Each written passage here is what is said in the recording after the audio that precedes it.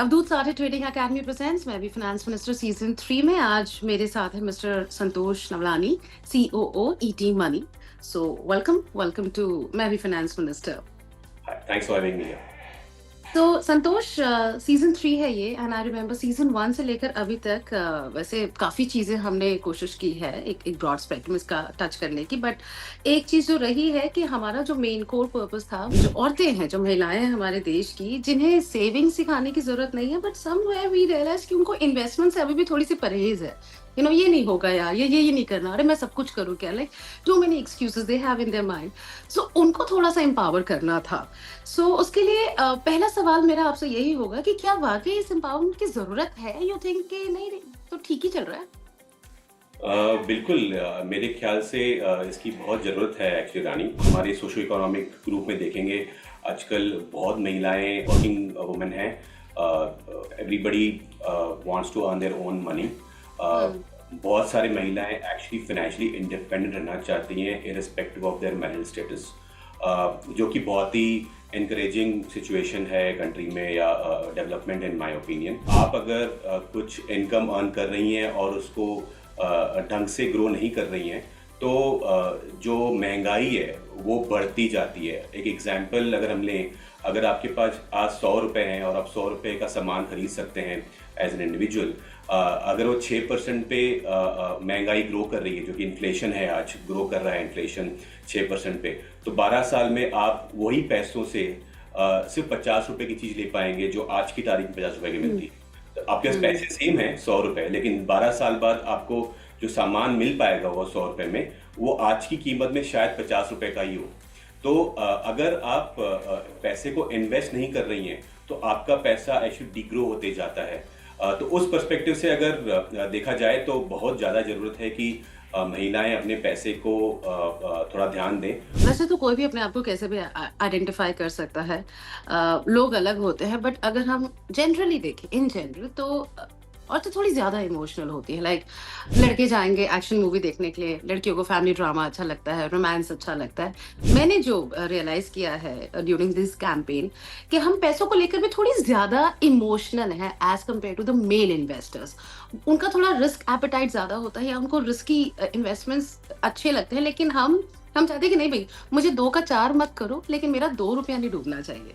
Is it true? तो क्या वो अप्रोच अलग है दोनों की? आई थिंक सिचुएशनल है रानी। अगर आप देखेंगे आज के जैसे पिछले 3 साल में या 4 साल में, specially after Covid, market, stock market में काफ़ी बढ़ोतरी दिखी है। Share prices, mutual fund investments बहुत ज़्यादा ग्रो किए हैं लोगों के। तो एटलीस्ट मैं ये बोल सकता हूँ कि जो मेल इन्वेस्टर्स हैं वो शायद रिस्क को भूल जाते हैं और इस बढ़ते हुए माहौल में चाहते हैं कि मैं और रिस्क लूँ और पैसा कमाऊँ। लेकिन वही आप महिलाओं को देखोगे तो वो शायद एक उतने फ्लो में नहीं आती हैं और एक अपना सेम्बलेंस, आई वुड से, कि एक बैलेंस रखना चाहती हैं। Is I would put it, I would not से कि वो बहुत ही ज़्यादा रिस्क अवर्स हैं, बट वो इतने ज़्यादा रिस्की इन्वेस्टमेंट भी नहीं करना चाहती हैं जो कि मेल काउंटरपार्ट्स करते हैं, जो कि एक्चुअली आई बिलीव बहुत अच्छी बात है। वो मल्टीपल फैक्टर्स होती हैं, इकोनॉमी है, इंटरेस्ट रेट्स हैं, जियोपॉलिटिकल सिचुएशंस हैं, रेसेशन, ग्रोथ, गवर्नमेंट पॉलिसीज़, बहुत सारी चीज़ें होती हैं जो मार्केट को इम्पैक्ट करती हैं। और शायद कुछ टाइम आए कि आपके पैसे नहीं बढ़े, तो जो वुमेन एटीट्यूड है कि मैं पेशेंस के साथ इन्वेस्ट करना चाहूँगी, ना कि एक फ्लो के साथ, वो एक बहुत स्ट्रॉन्ग क्वालिटी है। इसको अगर ढंग से यूज़ किया जाए तो in my opinion women can create far more wealth than man. Approach अलग है, ये तो हम समझ गए, लेकिन क्या उनके लिए मार्केट में प्रोडक्ट्स भी अलग हैं? लाइक अगर मैं इन्वेस्टमेंट्स के लिहाज से देखूं तो आई डोंट थिंक हमारे पास ऐसे प्रोडक्ट्स हैं इंडस्ट्री में इस टाइम पे जो बोल सकते हैं कि वुमेन के लिए बनाए गए हैं या ये मेल के लिए बनाए गए हैं। ऐसा नहीं है, लेकिन काफ़ी प्रोडक्ट्स इन्वेस्टमेंट्स में अवेलेबल हैं जो कि डिफरेंट टाइप ऑफ इंडिविजुअल्स को केटर करते हैं। तो अगर आप म्यूचुअल फंड इंडस्ट्री में देखेंगे, जो कि एक बेहतर तरीका है इन्वेस्ट करने का for future, and not just lot of people confuse कि इंश्योरेंस पॉलिसीज भी एक इन्वेस्टमेंट तरीका है, जो कि होती हैं। लेकिन for this discussion let me focus only on mutual funds for time being. Mutual funds में मल्टीपल तरीके के रिस्क के प्रोडक्ट्स अवेलेबल हैं। बहुत लोगों ने टीवी पे एड्स देखी होंगी, म्यूचुअल फंड सही है, उसमें काफ़ी एक्सप्लेनेशन किया जाता है कि आप अगर चाहें तो म्यूचुअल फंड्स में 1 दिन के लिए इन्वेस्ट कर सकते हैं, 1 हफ्ते के लिए कर सकते हैं, 1 साल के लिए कर सकते हैं, 10 साल के लिए कर सकते हैं। तो हर तरीके के प्रोडक्ट हैं। तो अगर आप जो ये ड्यूरेशन है, जैसे आपका ड्यूरेशन बढ़ता है वैसे ही रिस्क बढ़ता है। Let's take some examples. जैसे बहुत सारी महिलाएं शायद बैंक एफडीज प्रेफर करती हैं, और वो चाहेंगी कि मैं बहुत ज़्यादा बैंक एफडी से रिस्क नहीं लूँ to begin with at least. But अगर बैंक एफडी को देखा जाए तो उसमें काफ़ी कठिनाइयाँ हैं। मतलब आई वुड से कि आप अगर पैसे को बैंक एफडी में 2 साल रखें तो आप अगर पहले पैसा निकालेंगे तो एक पेनल्टी लगेगी आपको, राइट। और अगर बैंक जब एफडी में लगाते हैं तो आपको पहले पता रहेगा आपको 6% 7% का रिटर्न मिलेगा।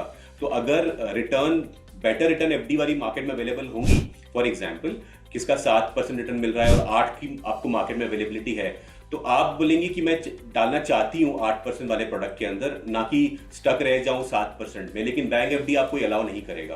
बैंक एफडी बिल्कुल अलाउ नहीं करेगा, बिकॉज वो आपका पैसा लॉक्ड इन है। ये म्यूचुअल फंड में ऐसा नहीं होता है। भले ही आपको गारंटी नहीं मिलेगी, लेकिन 6, 7, 8% वाले काफ़ी प्रोडक्ट्स अवेलेबल होते हैं जो आपको मिल सकते हैं। और आपके पास फ्लेक्सिबिलिटी है कि अगर मार्केट चेंज हो चुका है तो मैं पैसा निकाल के without any kind of penalties मैं उस पैसे को एक बेहतर फंड में लगाऊं। तो जो फ्लेक्सिबिलिटी आपको मिलती है विदाउट टेकिंग रिस्क, आपको शायद बेटर रिटर्न मिलने की गुंजाइश होती है जो म्यूचुअल फंड में है डेट फंड्स में। ऐसे ही काफी अलग अलग प्रोडक्ट्स अवेलेबल हैं। हमारे पेरेंट्स के टाइम पर वो शेयर्स करते थे तो मोटे मोटे ऐसे पेपर्स आते थे और फिर उनको संभाल के रखा जाता था। फिर अगर उसे जरूरत पड़े तो उसको ढूंढना एक टास्क होता था। उसे मतलब बहुत सारे प्रॉब्लम्स होती थी। आज सब कुछ बहुत आसान हो गया है। आप अगर इस तरह से इन्वेस्ट करना चाहते हैं कि हर महीने पे मुझे इतना एक लमसम अमाउंट रखना है सो दैट मैं अपने बच्चे की फीस दे सकूं, तो वो कन्वीनियंट है। आपके लिक्विड फंड्स बहुत। तो what I am trying to say कि चीजें बहुत आसान हो गई हैं। Yes. फिर क्या है जो महिलाएं, स्पेशली पढ़ी लिखी शहरों में रहने वाली महिलाएं, लड़कियां क्यों नहीं कर रही है invest? What do you think? Multiple reasons हैं। अगर मैं अपने पर्सनल एक्सपीरियंस और ऑब्जर्वेशंस ऑफ ईडी मनी से देखूं तो मुझे लगता है कि एक ट्रेट है वुमेन इन्वेस्टर्स में या वुमेन सेवर्स में, if I can use that word, वो ये है कि वुमेन टिपिकली पोजीशंस को वैल्यू करती हैं bye their nature and not really the impact of it. So forward से कि सबसे बड़ी फेवरेट इन्वेस्टमेंट जो वुमेन की है इस टाइम पे, let's call it like gold. शायद अगर मल्टीपल स्टडीज़ के हिसाब से देखा जाए तो एक रिसेंट की स्टडी है जिसमें ओवर 50% ऑफ वुमेन का जो इन्वेस्टमेंट्स होती हैं वो गोल्ड के फॉर्म में होती हैं, अबाउट 20 से 25% बैंक एफडी के फॉर्म में होती हैं, और बाकी पूरा पैसा मोस्टली सेविंग्स अकाउंट में होता है। बहुत ही कम पैसा, अबाउट 10% म्यूचुअल फंड्स में आता है। एक ये एस्पेक्ट शायद हमारे कल्चर में वीवन है बहुत ज़्यादा, तो शायद मेल्स उस चीज़ से थोड़ा सा ओपन अप हो चुके हैं, जो कि शायद ऐसा नहीं बोल सकते कि पूरे मेल्स कंप्लीटली बिलीव नहीं करते गोल्ड में। Lot of people believe. Behaviour को चेंज किया जाए कि position is not only investment, and second is money moving out is not spending necessarily. Money moving out from bank account and going into mutual fund account can also be your savings. तो शायद इस दो चीज़ों से करने का फर्क पड़ेगा, and I'm sure a lot of thing has to do with awareness and education, which I believe is not just limited to as a lack of knowledge to women or male. I think as an Indian, as India that we are progressing today, हम सबको invest education की ज़रूरत है, awareness की ज़रूरत है, जो कि सेल्फ अवेयरनेस से आएगा, जो कि एक पर्पस से आएगा। तो अगर हमारे पास पर्पस है कि हम इन्वेस्ट करें for a better future of our child, we invest for our own bright years, we basically save for our next iPhone for that matter, that can bring in some kind of purpose and excitement towards savings and investments.